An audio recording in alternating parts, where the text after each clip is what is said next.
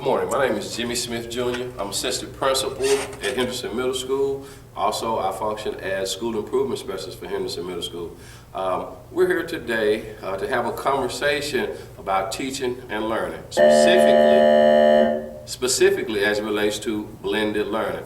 Today we have sitting with us Mrs. Sandra Ledbetter, one of our 6th grade math teachers. She's a great teacher, and we're going to have a conversation with her. But also we have Miss Allison Lussinger, who's also one of our 6th grade science teacher, who's very phenomenal and very easy to work with. Let's welcome them today, and let's get into the great conversation.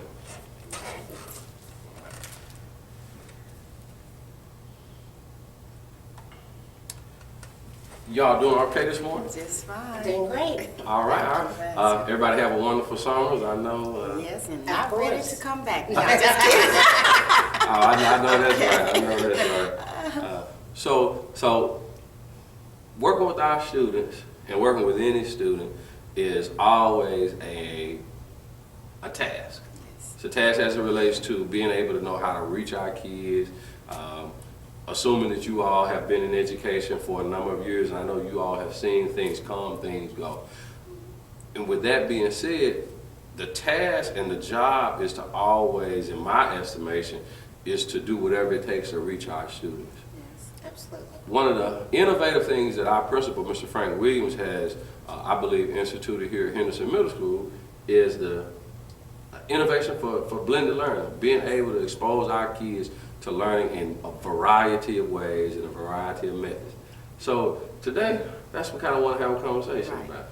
Okay. All right. This is in no particular order, but just kind of wanted to know how did you, there's no order whether it's Ms. Ledbetter or Ms. Lussinger, but how did you become first familiar with the concept of blended learning?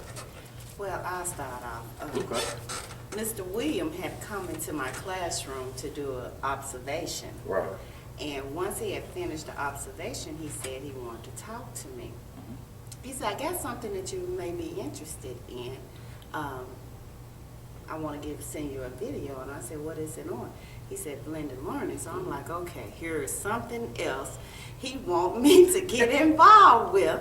And I was not, at first I was like, okay, I don't know if I'm ready to do anything different. But he said, Ms. Ledbetter, I think you will like it because you're doing some of the things in your classroom already. So I did watch the video and I did like what I saw. Later he set up professional development where myself and other colleagues got together, and I'm like, okay, I am on board. Okay. And then I guess you can say love at first sight. Oh, okay. Love at first sight. Yeah, man. Blended learning. My interest started with, I guess I was more frustrated with not having access to one-on-one technology with my students. Right. And I was really interested in Odysseyware. And I had gone to Mr. Williams and I think expressed some of my frustrations. And he introduced me to blended learning. Right. And with sending me the video. videos and the articles to read, and then he sent me on the professional development also. And I loved it. I mean, absolutely loved it. It not only did it solve some of my technology problems that I was having with that, but the motivation that it gave me. I Yes, think sir. sometimes after you've taught for many, many years, you tend to get sort of stuck in a rut. Yes, ma'am. And I was. I mean, I can admit that. I've taught for 25 years, and you tend not to want to get involved in new things Right. as much. And so this has really changed my outlook now and has increased my motivation a lot for teaching. Okay. And I apologize for the bells, so hopefully that won't distract us too much. Okay, so let me dig a little deeper. So when you use, assuming that, okay, blended learning deals with stations and so forth. Right. So when you use your station rotation mode, what exactly, how do you determine how to group your students? Well, Ms. Luxinger and I were talking this summer and then even before school was out, where she and I kind of use some of the same things, and then we kind of use different things. But one of the things I look at, well, let me say this. I started blended learning kind of close to the end of the school year. So I had an opportunity to see how my students were performing. Right. Their motivation. I knew who the leaders were in the classroom. So I kind of used some of those things. And Got a what lot I of the did- background. Right. So, and their test results. Right, right. Which Who goes along with who? Right, who get Yeah. along with who. Yeah. And what I did was, those students that I knew needed extra help, those were the students that did small group with me. Then I had small group with the peers. Then I knew the ones who did well when we were doing edge elastic, and like Ms. Luxinger stated earlier, with Odyssey wear, because Mr. William had introduced us to Odyssey wear before he brought in the blended learning, excuse me. And we kind of put all that together. So I had my small group with their peers, small group with me, then I had the technology group. Then later on, Ms. Luxinger was telling me about she had put in the lab. So then I Right. used lab. And so so often, everything changed. Right. So I had, the way I was grouping my students, they kind of changed because I saw who got along, who took on that leadership role, because we really wanted an overseer in each group. Right. Even the group that I dealt with, I wanted someone just in case I was walking around trying to make sure everyone else is on task. Right. I had someone to take care of that group. So I looked at a variety of things. It's going to change. Right, You know, right. whatever you start off with, later on you're going to change it around, and you're not going to have those same people in the same group. It's just all based on their interaction with each other again, their understanding of the skills taught, how they got along well with others, and then Ms. Luxinger will let you add your Well, and mine's basically the same way. Right. You know, you look at your students as a whole and determine what students can work well together. What students tend to be more of the leader. Not always letting them have the leadership role, but pulling some students that may be less motivated and, you know, try to motivate them by making them a leader in a group. And I do some ability grouping. You know, I allow students, sometimes they're all on the same performance level in each group, and where, you know, you have your ones that are struggling more. Those are the ones that I tend to work with a little bit more than the ones that can move on by themselves independently. And then sometimes have them where you have high students and low students working together. So they get that peer interaction and allow those peers to help them. Sometimes students can respond better from a peer than they will from a teacher. You know, or just getting that another way of explaining it. You know, because sometimes as a teacher, we explain it the way we understand, understand. you Right. know. Right. 25 years of Right. experience. And a student may not understand that. Right. They may need it from another student. Right. And sometimes they, you know, I can have a student explain it to them, they may get it immediately, Right. whereas I was trying to get them to understand, and they weren't getting it. Right. So that, I think that peer interaction is really critical, but I think you have to know your students. Right. You know, it's important to know your students and know who works well together. It sounds like a strong sense of community. Right, As it relates is. to Absolutely, it to is. your group and helping them. Just I like what both of you all said as relates to everything you do. It's kind of fluid. It's not static. It doesn't stay the same. Right, it So doesn't. your kids can adjust, and then they can help build and strengthen each other. Right. I had a student that it was time for her to go to a different station, Right. but she expressed to me that she would rather stay with me. Oh, wow. So you will have that Right. sometimes. So do I just go ahead on and move her on? No. If she learns better with me, Right. then that's where I kept her. And I promise you, you would get great results because some of her test scores did improve. Right. Well, But, you know, I didn't keep her with me. I Right. did let her go on to other stations, but I did pay attention to that. And when she went to technology, I monitor her Right. to make sure she will understand. And it what also she was allows doing. them to have more control. Right. You know, it gives them the control over their learning and their pacing. Right. Right. And, you know, because you do tend to see students that are maybe struggling a little bit more with a certain concept, they're allowed to work a little bit slower maybe. Right. And get that extra, the extra knowledge that they need from that. Right. Yeah.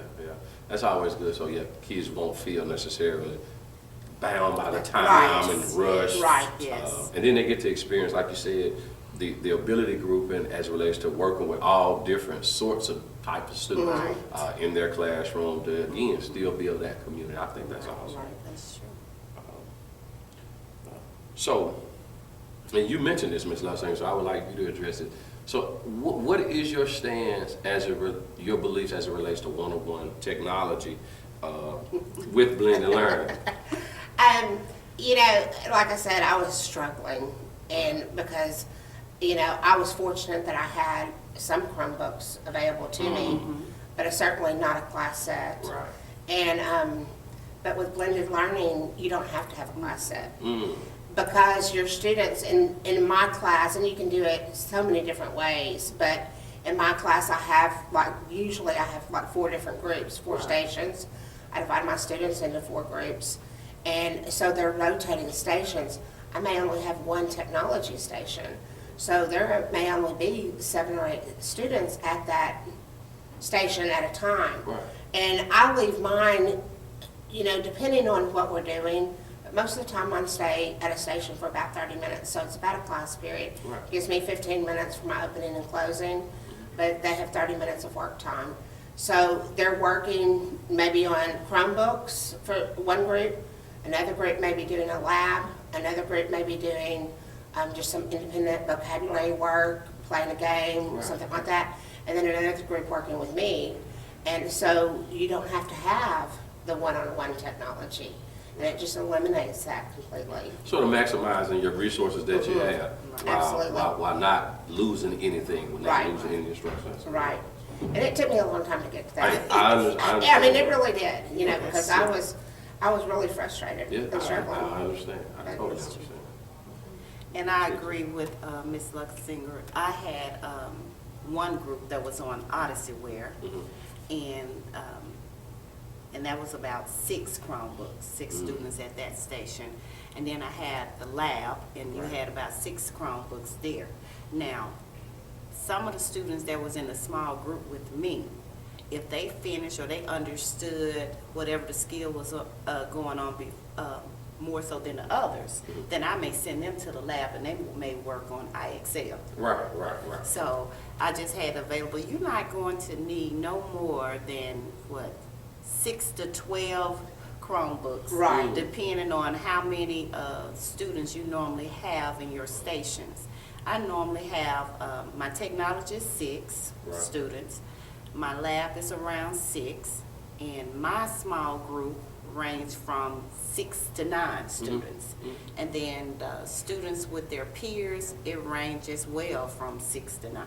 Okay. So again, we only use about 12 Chromebooks with our stations. And that's a maximum of 12. Maximum of 12. Yeah, and I do the same thing when students finish a station.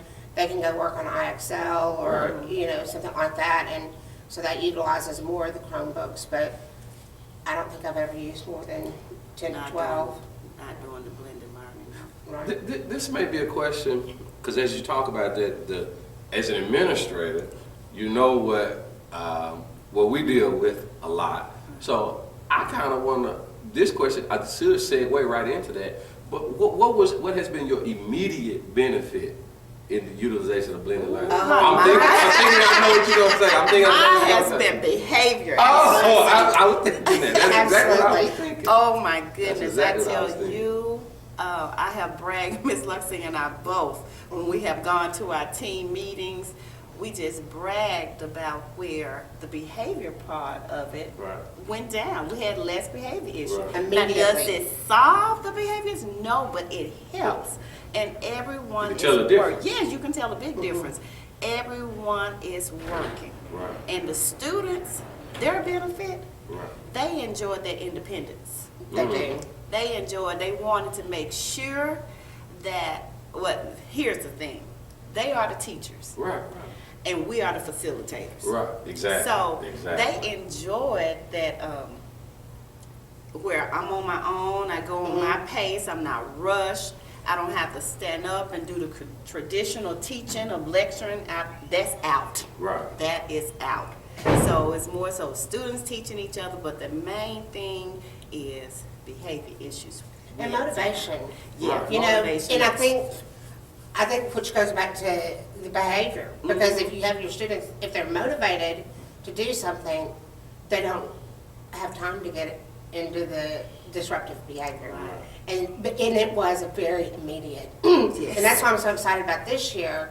It's because we're starting off from the beginning. Oh, you're with right. the blended learning. Right. And so you won't, I don't foresee having the behavior problems in the beginning. Right. You know, and whereas last year we may have had some behavior problems and we were trying to, stop the behavior, this year they won't start. You know?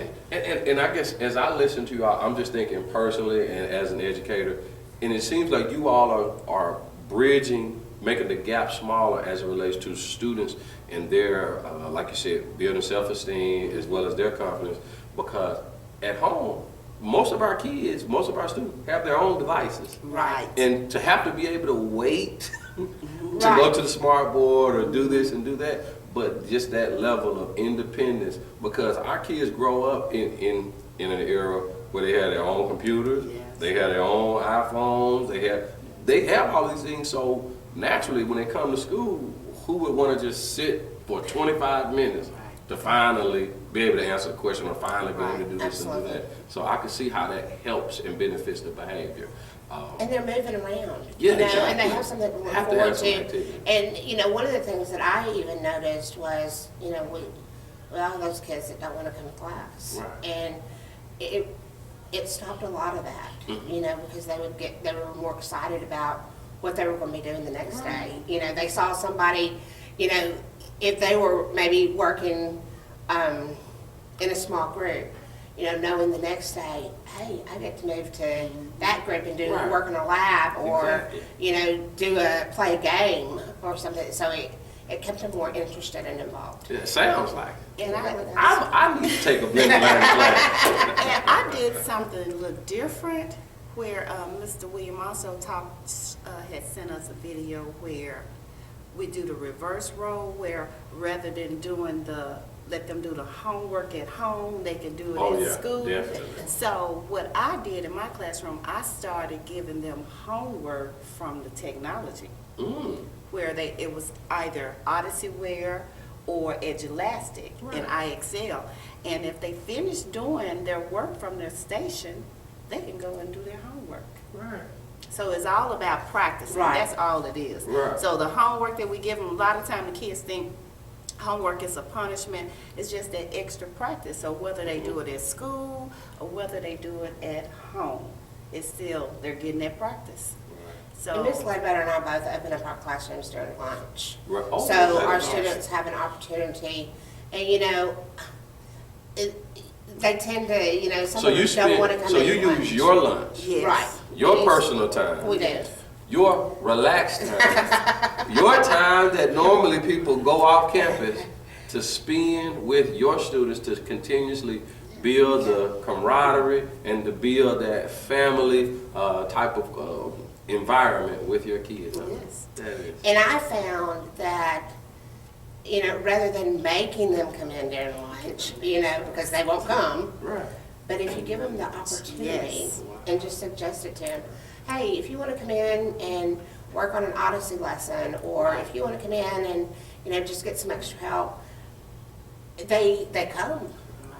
And, we just give them a lunch pass and they show up, and it's their choice. Right. And it's not their entire lunch. Sometimes it may take them 10 or 15 Right. minutes, and then they go. Right, and then they can go. But a lot of them want to come in and just get that extra help. That's honorable. That's very honorable.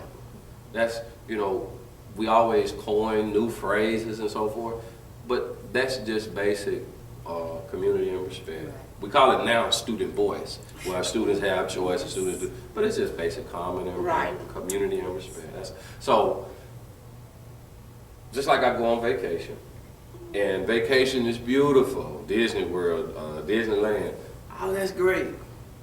But somewhere along on that trip, there's some kind of challenge. I may run into a super bad rainstorm, Florida rainstorm. I mean, those can go on for about an hour. So, as great as blended learning sounds, I know you have to have some challenges. Oh, yes. Tell me about the challenges and how did you address them? I don't know about you. My challenge was like when I have students that are absent. When those students that are absent or suspended, you know, I have to be careful putting them on the technology part. So I usually either start the students that I know that's going to be absent, because she and I shared the same students. So we pretty much knew some of the ones who were, you know, had their repetition of just being absent a lot. So that was a big problem. They needed more scaffolding, Right. obviously. But that overseer will always help get them back on track. Okay. So those students being absent, and also time, That was my big one. It's not being able to finish that lesson during that station. You know, but you will have to, you know, we know what we do, teachers, we monitor and adjust. So Right. that was one. And that was the big thing for me starting out, was the Clarify time for me. When you the say just time restraints class. is, you know, having 45 minutes in a class. Okay. And being able to actually rotate. I tried to, in the station rotation model, I tried to rotate my kids in one class period. Right, right. You know, and they were only getting about 10 minutes at a station. Oh, And that yeah. didn't work. Yeah. You know, and as much as I was trying that. So now, the way I do it is, like I said, I usually have 4 stations. I have my kids divided up into 4 groups. And so I let a group go to a station each day. So they have a whole class period at a station. And then they rotate the next day. So it takes me about 4 days to go through Right. whatever skill we're doing. But I feel like in that 4 days that they're getting what they need. Well, that's solid, because at the end of the week, Right. if everyone has been to school, as you Right. stated, you Yeah. know, they've And got then, to of go to course, every you have station. those that are absent. But the